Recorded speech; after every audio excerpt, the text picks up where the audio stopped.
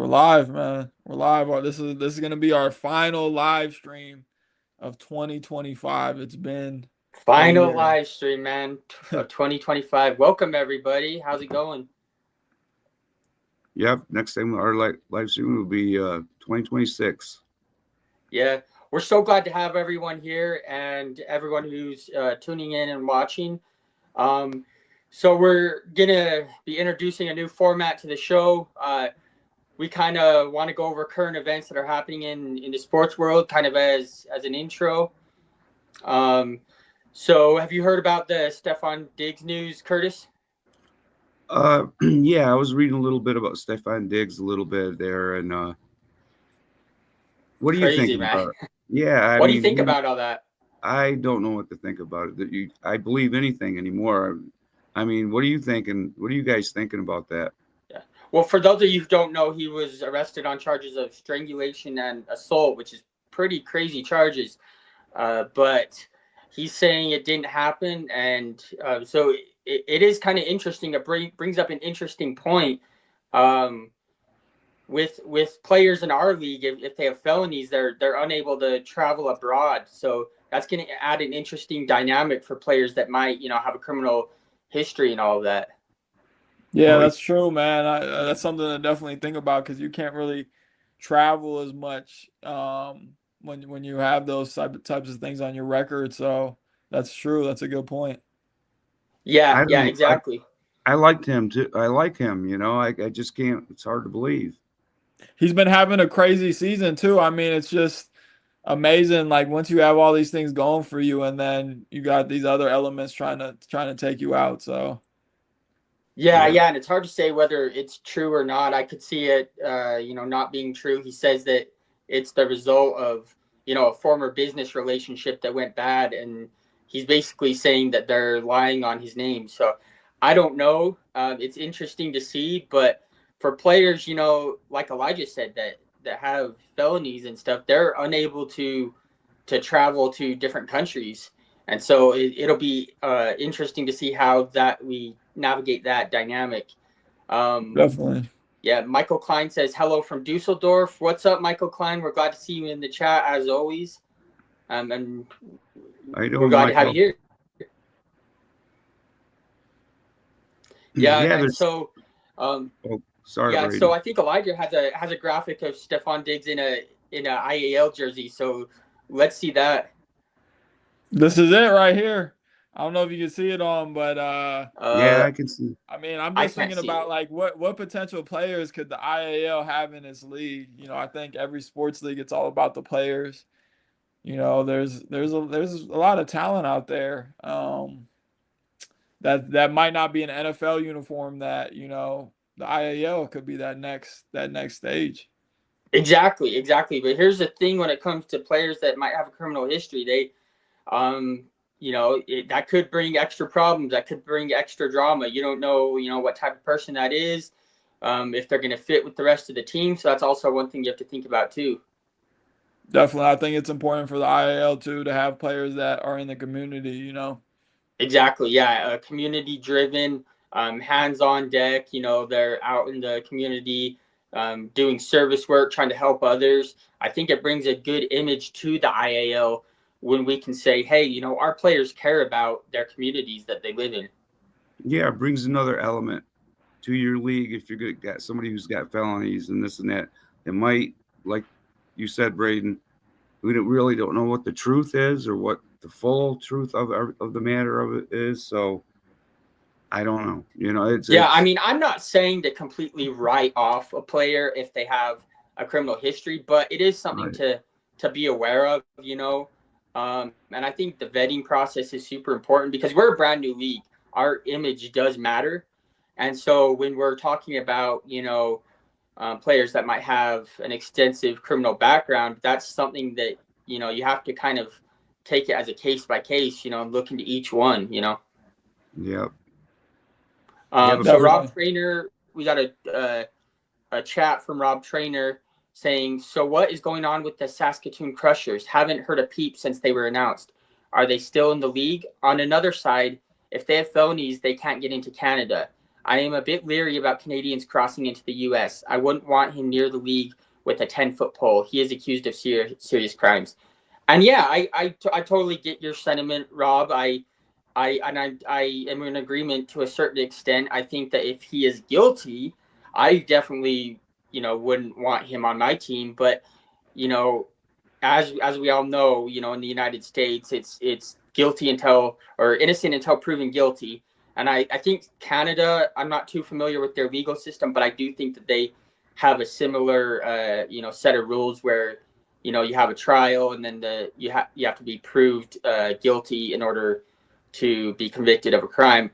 And so when it comes to that, I totally get where you're coming from. And if he is guilty, yeah, for sure. I don't think he should be, on a team at all. But What he's like I saying said, is true. What he's saying is true too, though. Like, yeah. I think the IAL kind of has a natural filter for the types of players it's having in its league, being that these players, they can't travel, having these records. So you're gonna, Yeah, that exactly. changes a lot, And do you know what's Especially, going on with the Saskatoon Crushers, since he asked? Yeah, I think that all the teams that we've been trying to finalize, all the teams in our league, so that we can finalize our schedule, and it's just been, the battle for us. It's been the grind for us to, be on the contractual side, get everything locked in, everything squared down. It's something that, I'm not a lawyer. I didn't go to law school, but it's they're having their type of battle. Like they're in the trenches. You know what I mean? So. That's something that they're figuring out, and once they do, and they figure out that side of things, we'll be able to push forward with more announcements, even as well as the documentary part two. That's what I've been holding off on releasing that. We have pretty much all of it finished, and we have some exciting people that want to partner up with us on the documentary. But we're just trying to make sure that the structure of our league is correct, so that when everything does get rolling, we'll have that stability for the future. yeah, a Yeah, lot of for people sure. waiting to For see sure. that documentary part two. Definitely. Brian Tracy says, I'm excited for the possibilities to coach and lead the Utah Grey Eights. Excited for April kickoff. Yeah, I I mean, love the we're energy Brian be having, man. He be bringing that every time, Brian. Every time he's there. yeah, Yeah, it would yeah. be cool to have you as part of the coaching staff, Brian. So I hope it happens for sure. Definitely. That makes me think of the other few coaches, recent coaching signings in sports, Chip Kelly, former Raiders offensive coordinator. I don't know if you can even give him that title, but he got paid He by the coached for Raiders. like 10 games, yeah. And he just recently accepted the job as Northwestern's offensive coordinator. Northwestern, it's a college located in Illinois, and they play in the Big Ten. They're not very good. They're like a bottom feeder Big Ten team, but they recently hired Chip Kelly. And Chip Kelly, the last time he was in the Big Ten was 2024 with the Ohio State Buckeyes, and he led them to a national championship over Notre Dame. So it was, yeah, he has experience. He's a veteran coach. He's been coaching for over 30 years. And so it'll be interesting to see if he completely turns around Northwestern and if they start becoming a contender in the Big Ten, because the Big Ten's already stacked. It already has Oregon, Michigan, Ohio State, Indiana, Penn State. I mean, they're stacked. I mean, I like I said, I just know what he did with the Raiders. I don't know if the Rockers would want that type of results, but I mean, it makes me curious to know what other coaches are we going to have in the league. What other dynamics are we have? We know we have Hollywood there. Who's going to bring it to Hollywood? You know what I mean? Who's going to be like, man, Hollywood's not doing anything? Because he's talking hot right now. Yeah, exactly. And I think that he's going to bring a lot of energy. He's the type that, he has big personality. He's going to be really fun when it comes to interviews, when it comes to, press conferences and all sorts of stuff. Definitely. Yeah, like we were talking, about the behind the scenes stuff, about getting the coaches signed and all that stuff. I always wonder what's going on with behind the scenes stuff with the commissioner and Tom Mitchell and them guys, they must be going through hell out there trying to get all these guys signed and get everything in line and all the legalities to all this stuff. I can't imagine what they're going through just to get this stuff off the ground. And it's like you said, Braden, it's a brand new league. It's like squeaky. There's nothing, no background to it right now, right yet. And there's just, it's being formed as we are sitting here talking and doing this show right now. So it's kind of hard, but I do wonder, I have those days where, what the hell's Tom Mitchell doing right now down there in Las Vegas? What the hell's the Commissioner Lust doing? What are they doing? Who are they talking to get this stuff rolling? And I'm eager to see the documentary too, Elijah, there, part 2. I can't wait to see it. Definitely. And then with episode 3 coming, shortly after that, and I can tell you they're not sleeping. Those guys are, moving around different time zones, and maybe they're half asleep. Maybe they sleep with their eyes open or something. They're always going. Seriously. Yeah, we were talking about players with records and stuff like that. Now I don't know about this. I was watching Pittsburgh Steelers game here last week, and he was coming off the field. He went over to I don't know if you guys seen it, but he went over to a fan in the seats. I don't know what the fan was doing, but he walked right over to him and punched him right in the mouth, man. Yeah, I seen that too. DK Metcalf. It was on Christmas, I think, or what? No, it was the Sunday after Christmas. It was the Lions versus the Steelers, and Pittsburgh, and the Lions fan leaned over and was saying something to DK Metcalf, and DK Metcalf went over and hit him. It was crazy. He whacked him a good one. I felt bad for the fan, but the fan, you can't just sit there and badmouth the player either. You know what Why I mean? not though? Why not? I mean, I know it's like, legal. Well, I feel like I don't think. I mean, here's the thing. DK Metcalf says that the fan used a racial slur. To me, that's unacceptable. Yeah. I think that's unacceptable, but I do think trash talk is okay, but there is a line. Yeah, there's a line that you don't cross. Disrespectful territory that I don't think anyone should have to deal with. Whether or not that's true, I don't know. This is just what DK Metcalf said. Either way, he was still suspended, I believe, 2 games. And that might be the rest of the season, depending on if the Steelers are able to make the playoffs or not. So, I think you got to ignore that, though, if you're a player. Yeah. It comes with that level. Like, you can't let that – you got to have that discipline. We got to – I agree, but I've seen him throw snowballs at the players and everything, hit them in the head with snowballs. And a lot of them players would just walk right by them fans, I think you got to do that. But whatever this guy did to get punched, I'm telling you right now, he must have said something or did something, because it's, it's just in play about, we were talking about players with records. I don't know what DJ Metcalf is, his record. I don't know, but it just gets you in a gut feeling. You said you really admire the Steelers. You love the players. And in my day growing up, I never seen a Pittsburgh Steelers that I can remember punch somebody in the mouth. Or, you see a lot of these weird things happening like that with players. I mean, they're kids' heroes and stuff. You know what I mean? And when who better to ask about this than I think our director of fan experience, Kareem. Right. Kareem, let's bring you on. What do you think? Did you see there was a Steelers player, DK Metcalf, he threw a punch at a fan. Did you see that happen or? I didn't see it happen, but I'm sorry, I missed what you guys were talking about, but you're saying he punched a fan during the game? It was at the end of a play or something, and he went down towards the fan. The fan had said something. Yeah. No, I mean, when you're at that level, no matter what, you have to have some sort of, control of yourself, right? Like you're a pro football player, like you're banging heads out there, so the fans are going to be the fans, right? Right. Yeah, I agree, but there is a certain level of, I guess, conduct that you should expect from the fans too. Right. Oh, for like sure. I was telling them, it's been alleged that the fan used a racial slur. To me, would be unacceptable. So I could see both sides of the coin. Where DK Metcalf has to control himself, but at the same time, it's like, we want it to be safe for everybody, a safe environment for everybody, fans, players, coaches, everyone.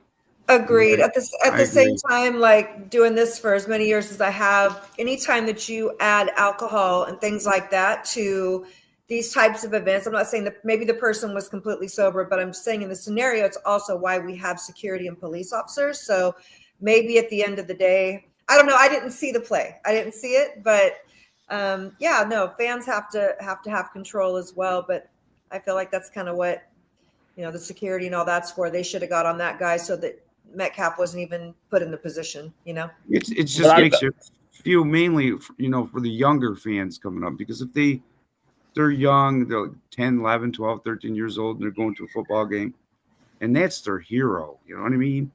And something like that happens. I know sometimes people say nasty, rotten things, and boy, you want to kick their butt, but it's best just to walk away if you can do that. I know sometimes Yeah. it's hard, I don't but know how familiar you guys are with the rivalry between University of Oregon and University of Washington, but even back when I was a cheerleader, we came over on this moat, like this big pontoon thing, to even get it to University of Washington Stadium. And we had to walk, as the cheerleaders, we had to walk through their student section to get to the other side of the end zone where we were going to cheer. And I'll tell you what, like, it was insane. Like, we had bottles thrown at our heads, things, they were spitting and throwing stuff at us. And so, like, I can tell you that it is really, really aggravating. And I'll go back, Braden, I'll go back and watch that. Maybe Elijah can pull it up. Maybe he can pull it up. Yeah, let me see it. Yeah, I'm sure if you search on YouTube, it's probably already been posted. Those fans definitely like to test, that's for sure. And yeah. But like I think when you just think of like that would never happen in the IAL. Like, I think if anything, we're encouraging definitely the fans to talk trash to the players, and the players love that. You know what I mean? Right. We're encouraging them to punch him in the mouth. Punch him out. Punch him. Knock him out if he said something negative or something. I love it. Rob Trainer, he has a chat that says, regardless of what the fan said, you don't go into the stands. Get stadium security to deal with it. Yeah, I totally agree. I'm not excusing DK Metcalf's behavior. Obviously, you have to have some sort of restraint when you're, when you're a public figure like that. It reflects bad on not just you but the entire team. And so obviously, you're completely right, Rob Trainer. You're completely right. I agree. I agree too.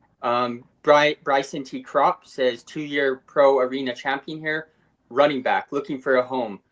If you go to the IALfootball.com, there is a section on the website for players and coaches to send in their resume and their information.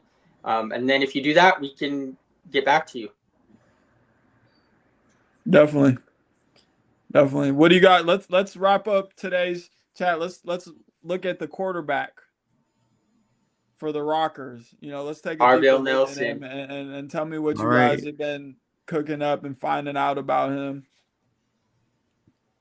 Well, yeah, so I did a little bit of research on him. So it was actually pretty tough to find a lot of his stats, but I did some searching around, and he's an 11-year veteran of arena football. He's played for, I believe, 5 or 6 different teams. Won the Arena Bowl in 2019 with the Washington Valor, and he was Arena Bowl champion, Arena Bowl MVP, I mean. So, great storied career, and brings a whole new level of excitement to our league. Yeah, Braden, we were watching some of his plays last week on the show on Rockers Unplugged, and he's a great player, man. He was a heck of a good signing for the Rockers. And like we were saying last week, I think he's going to be, like another coach right on the field. So if we have younger players that coming on, he's going to, he'll be able to let them know, what you're doing wrong, what you're doing right, what to keep doing. He's smart. He's a smart player on the field.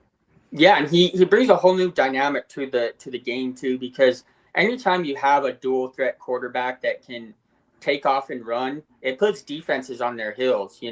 They have to be worried about the pass, but then also the possibility that he could take off and run. And there was one season where he had 61 touchdowns between rushing and passing.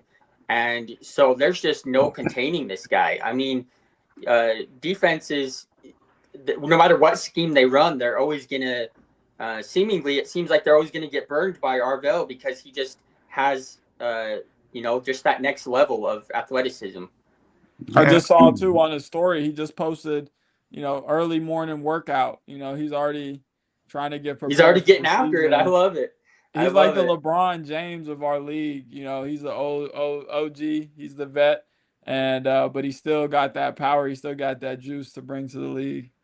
Yeah, he knows. I love that he's working out. That's awesome. Yeah, get started in this season. He knows what it takes for a season. So he's out there. He's got another weapon with his running abilities, and like we were talking about with the field, he's got a great spiral pass when he throws.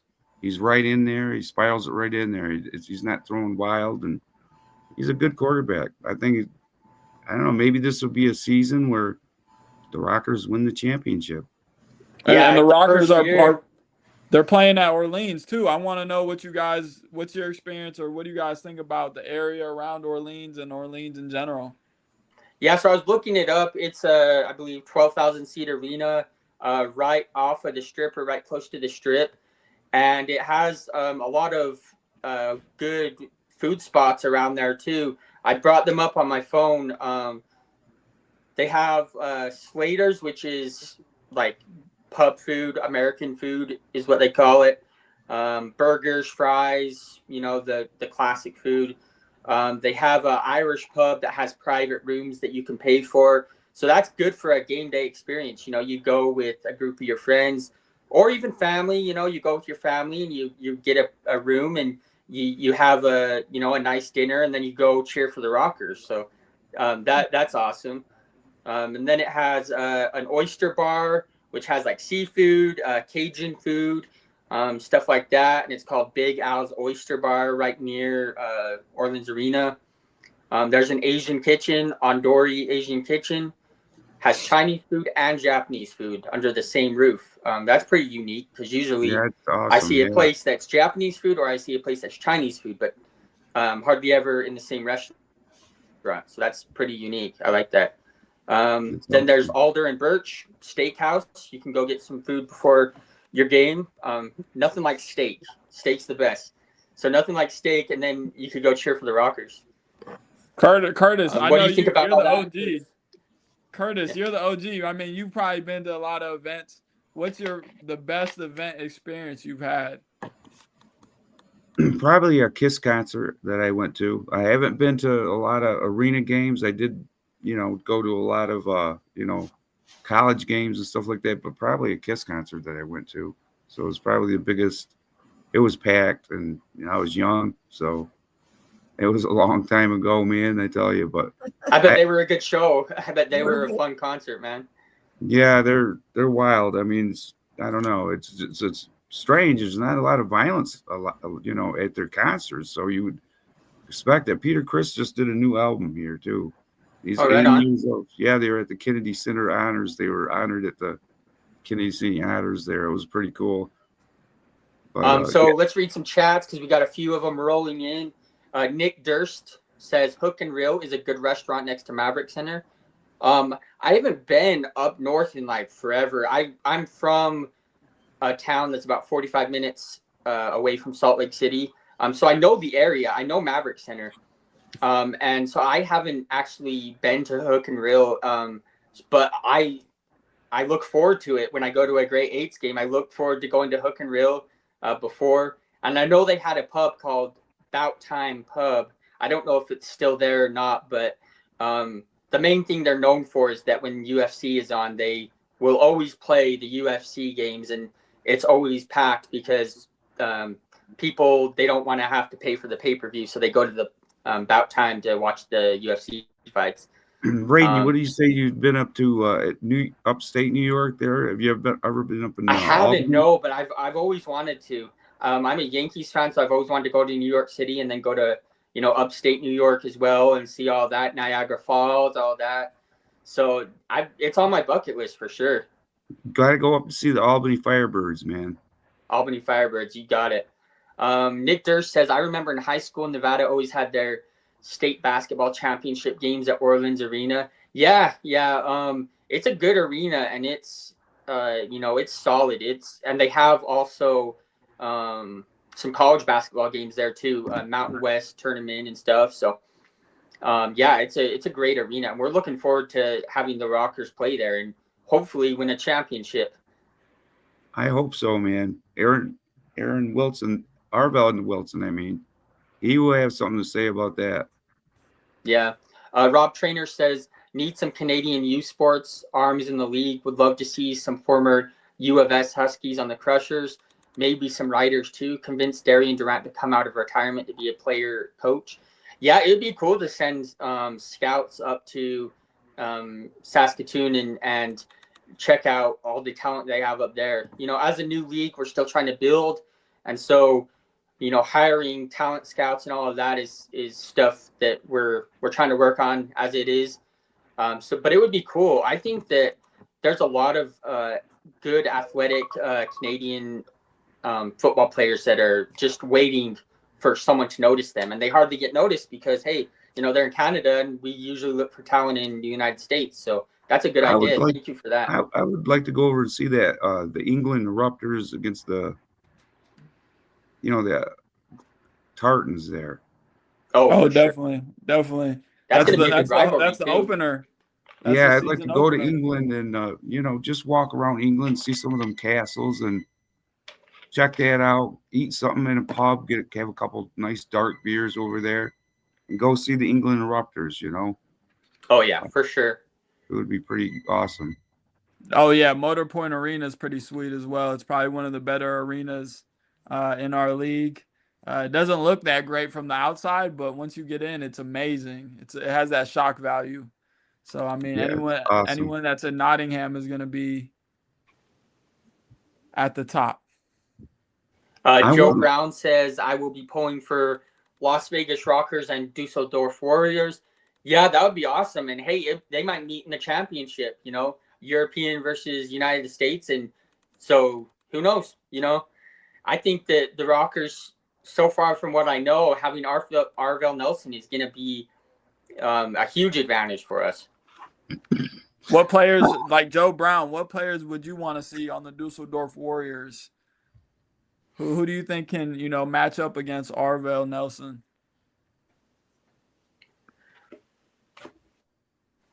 Joe Brown, he's over on my Facebook page. He subscribed over there, and nice. Yeah, he's boy. He actually called me on the phone here last week, talking about the Dusseldorf Warriors, talking about the European leagues and the UK teams over there. And I love how you're interacting with the fans, Curtis. That's so cool, dude.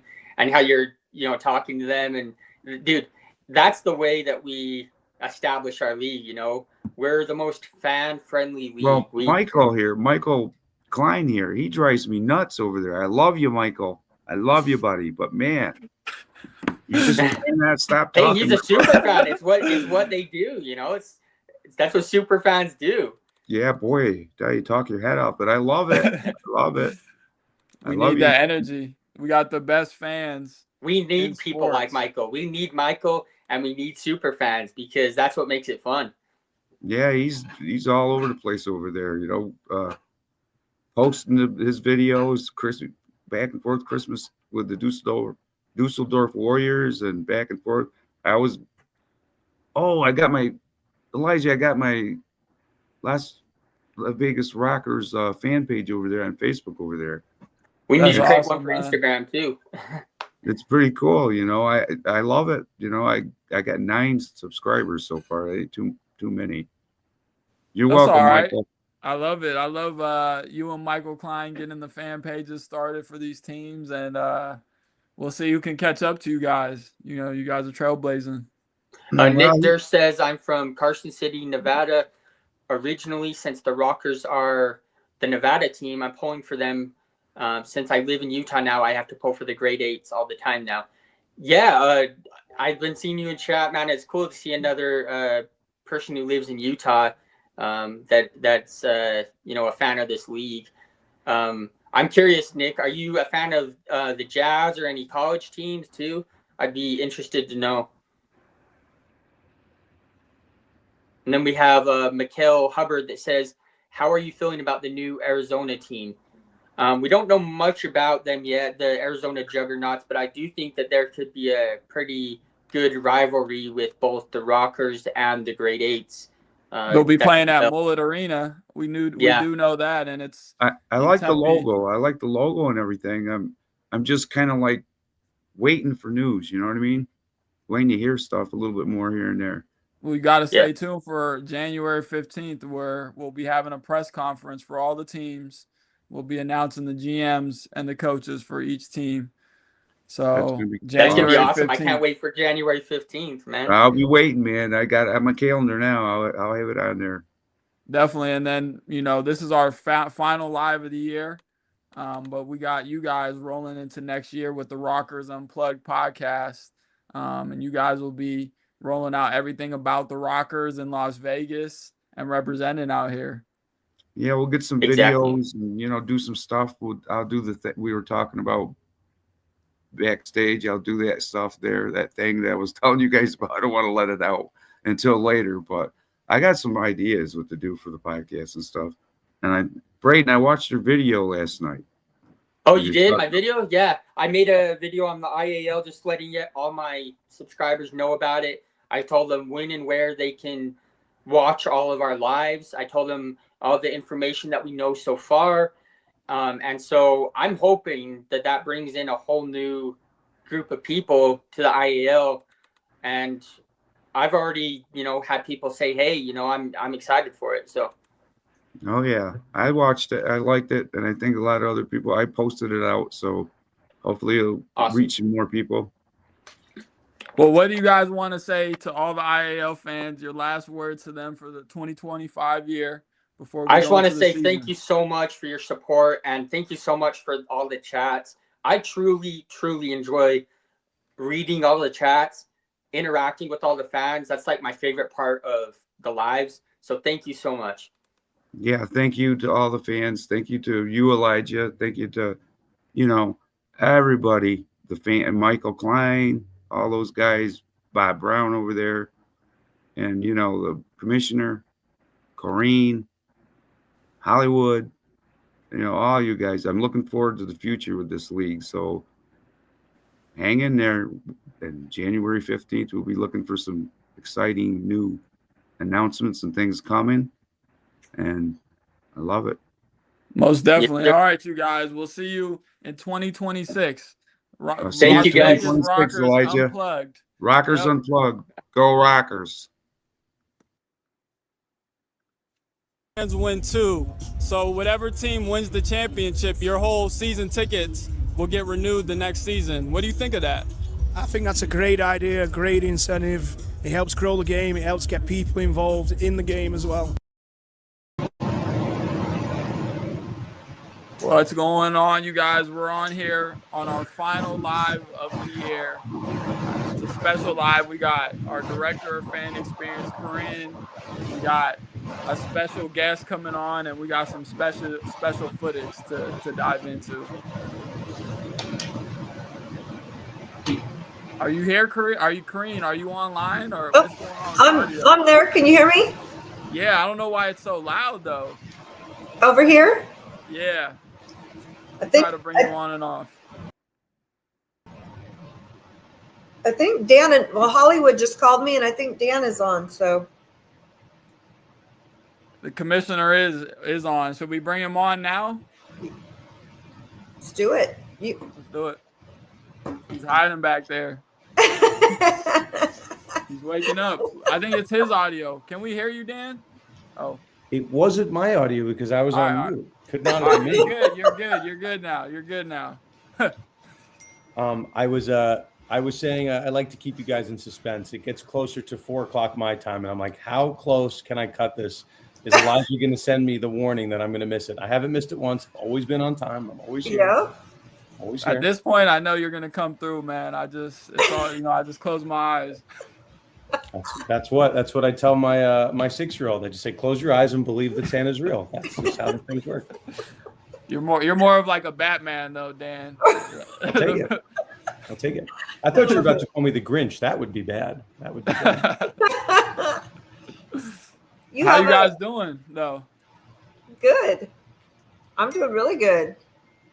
I'm all good. I don't know what's going on this week. Most people are winding down. We have been very busy. I've been talking to Tom a lot. Coaches agreements coming together, GM agreements coming together. We're getting a lot of players signed up behind the scenes too. So, I'll as much as I am our fearless leader, on the field, Tom is our fearless leader behind the scenes doing a lot of work. So, we've been busy getting deals done, getting deals signed. I just got off the phone with an individual who will likely be our next coaching hire. So it's all good. It's very exciting. And Elijah, he asked me, who's your guy that comes up with the fancy graphics? I'm like, I know who it is, but I can't tell you until you're part of it. At some point, I'll introduce you to my friend Elijah. Well, how do you get sleep, Dan? You look pretty well rested. Do I? What is it? So I have said this, and listen, this is a little bit of a therapy session. My superpower for my life has been that I can function on very little sleep. So the fact that you told me I look well rested is a lie or impossible, because I am not well rested. But I can function well on very little sleep. Once upon a time in college, I stayed up. Elijah, let me see if you can nail this. I'm going to put the over under. Okay. Over under, stayed up for 48 consecutive hours. Over under. No naps, a lot of coffee, a lot of Red Bull. Over on that is unhealthy. No one said it was healthy. They just said it was a superpower. What was it? It was just a final, or it was a cram, or? This was just, testing out my superpower. There was a lot of poker to be played, a lot of things to be done. There's an expression, sleep when you're dead. So I've never done that again, but let's just say the over under was set appropriately at 48 hours. It was like right there. How'd you be? Go ahead. He's got questions. I'm curious, like, how'd you get into the sports law field specifically? So what happens is we have a collection, all of the insomniacs. We get together in a group and we say, what should we do? Now, my family are all lawyers. I'm a sports obsessed freak since I was like 4 years old, sitting with for the holidays, I would get boxes of hockey cards, football cards, and I would just obsess and I would look at statistics. So I've always been obsessed with sports, and my family are all lawyers. So in my weird world since I was little, it was always sports and law kind of hand in hand. So kind of just a happy accident. And the insomnia definitely pays off, because there's a lot of different things we have to do. We got teams in Europe now. We're in different time zones. There's a lot of different things at play here. That's a great combination. What that is. Some would say, or as Elijah said, that's unhealthy. Could be. I think Elijah and I felt like we were up 48 hours getting into Europe in the first place, right? Definitely. There he is. I think you got a clip to roll, don't you? Sorry to don't show. you, Eli? You said what? I said you got a clip to roll, don't you? I do have. We got a lot of clips, man. I think, each of all the people on this stream right now is extremely talented. They have a tremendous background, tremendous accomplishments, and not everyone knows about them. I think the head of the snake, the star of the show, Hollywood, we didn't know that he could run the ball. He could be a running back. He could do all these other things, and he's had a career as a player too. I think we got to learn more about that and understand. Clap it up. Clap it up. Clap it up. The answer is together. No matter what, together. We'll overcome. Together. No matter what, together. We'll fight. Together. No matter what, together. We'll dominate. Together. No matter what, together. We'll destroy. Together. No matter what, together. We stick. Together. We play. Together. Every snap. Together. Every play. Together. Every corner. Together. Tonight we win. Together. Let's go. Esperando um passe fundo ali. Dando um passe fundo ali. Dando um passe fundo ali.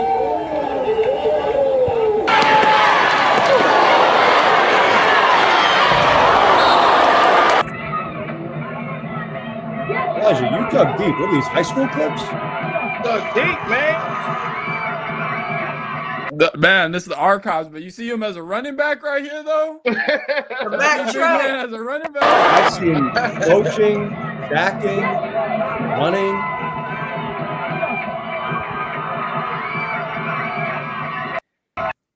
That's too much.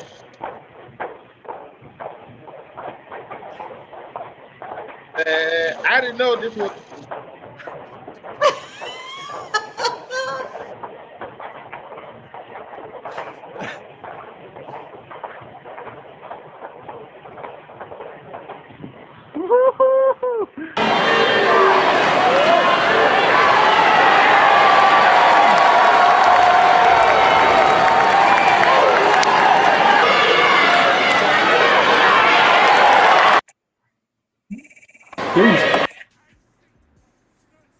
That's when I play for Tom right here. Now, how was Tom as an owner? Was Tom like a Mark Cuban owner? Was he getting on the sidelines? Yeah, Tom was great. Well, you say that, but once we get offline, you can tell us the truth. You see that? You see that though, Dan? You got to see this play right here. Listen, you acting like I don't know Hollywood's clips, okay? Hollywood has a Wikipedia page, okay? Like Hollywood's a big deal. First He's coach like an in Aaron history. Donald type of build. Man, we used to try to get after it, man. TM used to slide me a little something extra. I could tell now. So that was when you took out the other quarterback in a little bit of a bounty gate situation. TM used to go, "Hey, how you doing, Mook?" and shake my hand, and I used to say, Listen, in previous times in football, we could prosecute you for that. So a little $100 handshake situation. Right. What's the celebration though, man? Like, is this a prayer or is this a sensei? That's just a thank you, man. Thanking the fans. Appreciate y'all, man. Yeah, that's it. 3 pounds to the heart. Appreciate it. So what were you playing running back as like in high school or what was this? Yeah, that's back when I was fast. Yeah. You got, man, how many clips y'all got? I'm getting nervous.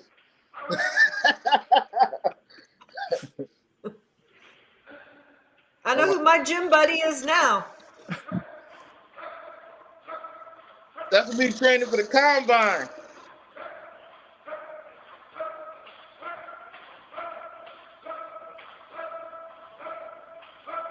Training my 225 reps for the combine then.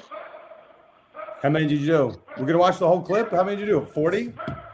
Oh no, I think right there. I don't know how much I did that.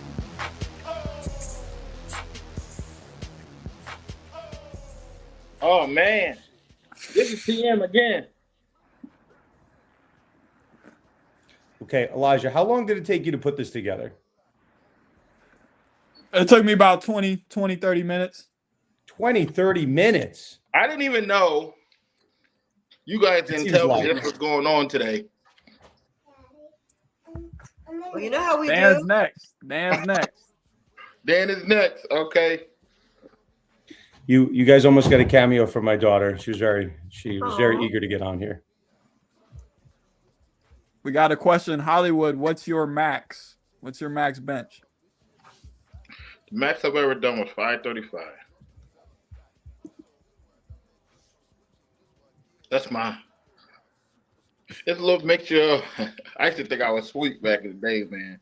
That's TM. You shake my hand with, I ain't gonna tell you how much it was. But TM used to take good care of me. So well, I don't know how long the video is gonna go, but I have some announcements. Well, let's do it. Let's get into them. I don't want to blow up this. The video is just magical. No, it's cool. Blow it off. I don't know why I get watching myself. I get a little funny. I don't know why. I don't know what it is. I don't know what it is, but well, I guess we'll keep the footage rolling. So we haven't made the announcements yet, but I've alluded to it, and then the league is not going to function right without coaches, players, venue agreements. A lot of stuff's being done behind the scenes. So, we'll defer to our marketing team internally. And Elijah, we know that you're our artwork guy. When big announcements are made, we'll defer to Tom on how to do them and when to do them. But I will say behind the scenes that players are being signed, coaches are being signed, GMs are being signed, venues are being signed. So making a lot of progress. So people, I guess, our diehards in the chat, or that you guys have met in person, people that I've spoke to on the phone. I think everyone understands, but we just as a kind of swimming in the stream of one direction, we want to make sure we're making the announcements in proper course. So we appreciate everyone's trust and patience getting the word out.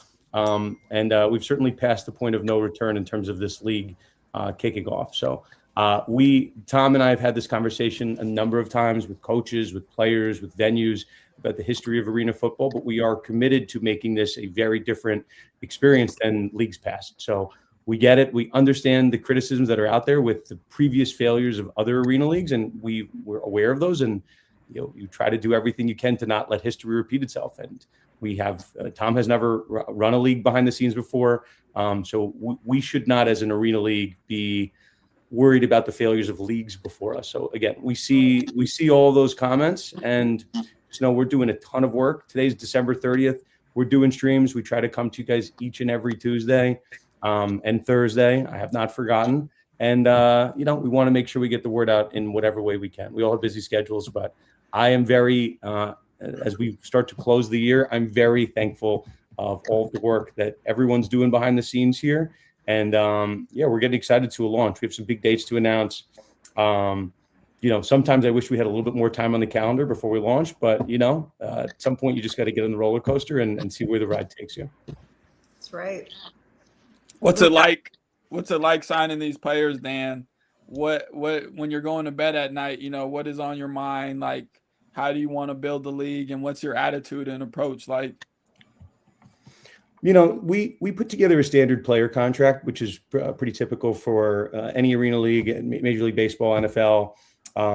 So you'd be surprised. I'm not generally involved in the player signing process. If we're trying to sign a high level player, there's been times where I've been involved, but we generally, as Hollywood can attest to, if there are players, we want to defer to the coaches in those particular markets. If there's ultimately an issue with like a morals clause issue, we have a player that has a bad background or something, we'll have those conversations. But in terms of the ultimate signing of the players, just having them signed to a standard player contract before the league kicks off, Hollywood can confirm. We generally leave that decision with the coaches themselves.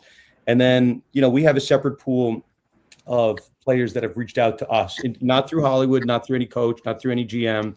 And we have them in our kind of standard player base. We just have players signed to contracts. We're not quite sure where to place them, but they're in our general pool, and we'll let the coaches decide if they want them or if these players want to fly out to a particular market. So, so you asked me, what's it like? Like, I don't know, maybe back in the day, someone would come up to my New York City office and sign something, but it's all DocuSign. I just get contracts when Hollywood sends them my way, or when we get them from some of our other staffers. But Corinne knows who I'm talking about. I'm not sure if I'm allowed to shout this individual out, but there's one person in particular who's done a very good job behind the scenes managing that. Corinne, you can shout him out. I can't shout him out. You can shout him out. Just call him RJ. Sure. RJ. Yeah. He knows it. That's great. He loves it. We have any more questions? Are we having hard questions? Questions? I don't know. I have Cedric's got a good question, and I've seen Cedric ask this before. Am I allowed to? Cedric's had a good question about merch. Can we talk about merch? Yeah, we talk about anything. The question are we gonna partner with someone? What type of merchandise are we gonna have? We get this question more than anything. They want to know, when's it coming? I've had some conversations with merchandise vendors to see what we're going to do. Elijah, you can speak to this in part. Can I ask you this, Elijah? When are the footballs going to be done? Soon. Very soon. Very soon. And the reason I'm talking about the footballs, I went through a process, and Elijah, I sent you a beautiful video of this process of fixing my John Hancock to the footballs. And I'm waiting for this football. See this basketball up here, basketball trophy? That's going to go in the garbage. Football is going to go up there. We need footballs. We need apparel. But yeah, we're definitely doing it. I had a conversation with an apparel vendor this week. So it's going to be done. We're trying to time everything appropriately. We want there to be sufficient demand, and then we put them on the market. That's Right. supply and demand, guys. Yep. Good question, Cedric. Good question. I know TM got 2 of those footballs at all times on him. He runs around the office. Hasn't sent them to me. Have my name on it. I don't get a cop. I don't get a football. Right. Makes so much sense. I love it. I need a football. Yeah, is there already a team outfitter for all the teams? So is it going to be, one merchandise provider for all the teams in the league, or will it be different team to team? So certainly at like the professional level, you have like an exclusive vendor, be it Nike or whatnot, or it's a good question. I mean, immediately it's just logistics, right? We have half the league overseas, we have half the league domestically. So if we can create a hub, the question is if you have like a domestic manufacturer where they're sending stuff out from. The short answer is we don't have an exclusive apparel contract done yet. So it could be team to team. It's a good question, Michael. Michael, it's a very technical question. I'm not sure you care about that. I'm sure you just care about apparel having the logo of the team you want on it. So Michael, that we will make sure we get done. Michael's serious about it. Yeah, Michael wants to know, but we should just hire Michael. Then he can know everything behind the scenes. Right. Oh yeah, he's great. Well, let's finish off the stream. Everyone say what they're thankful for, from this year working with the IAL. I feel like I shouldn't be on the big screen. I feel like we should put Corinne on the big screen. Yeah. Oh gosh, so big. Look, I'm thankful for, first and foremost, for the friendships that I've built with everybody in this league, especially the 3 of you. I got to get to know Elijah really, really well on our trip to Germany. Gotten to know Hollywood, Dan. Like, I just have so much respect for you guys, with Tom, Adrian, just Richard, everybody in the league. This is a blessing, and I love that I'm back in football. So I'm just grateful for the friendships and the camaraderie between all of you. I mean, Same. all just develop these relationships that hopefully don't just stop here in the IAL, but continue off the field as well. Just continue to build and be great together. It's always good to build something, but also build something with people that you're getting to know and grow with. So I'm just thankful for, and then I'm also thankful for, life, health, and strength, family, friends, and everything that's included into this project that we're trying to do for not only us, but for Canada, for Europe, and for America. I think this is a great thing. I'm thankful for Tom's vision, right, and putting us in position to make his vision come to fruition. So I'm thankful for that as well. I'm grateful for the opportunity that we have at hand of bringing, these memories to the fan base and people that don't even know, what they're going to be experiencing. I'm thankful for TM, obviously everyone that's a part of the team, that's dedicated and a part of their lives to trying to bring this league to life. So the fans is the number one thing. Everyone that's here with us at the beginning, because when you start off, not everyone believes in what you're doing, but you kind of see that slide and you see things that start to balance and people start to jump over. But we're thankful of everyone that started with us and believed in what this league could be from the beginning. So you kind of see what is going to be coming in 2026. Absolutely. So I will echo what everyone said, but since I do all these panels, I try not to say the exact thing that the people said before us. But I'm excited as we head into 2026 when we are anticipating a really successful launch of the league. We get to tell a lot of stories and bring a lot of people, give people a platform that, maybe you've never heard of before. So, Tom and I have had conversations about bringing some big names to the league, small names. We just want this to be a living, breathing entity, right? And it's going to grow year 1, year 2, year 3. So I'm thankful for all the progress we've made thus far. And, we started Corinne these Zooms like a month or 2 ago. You were doing them on your phone and you forgot how to do the audio. with every passing day, with every passing week, with every passing month, we're continuing to make great progress from all fronts. So I'm excited to continue to make progress as we head into 2026.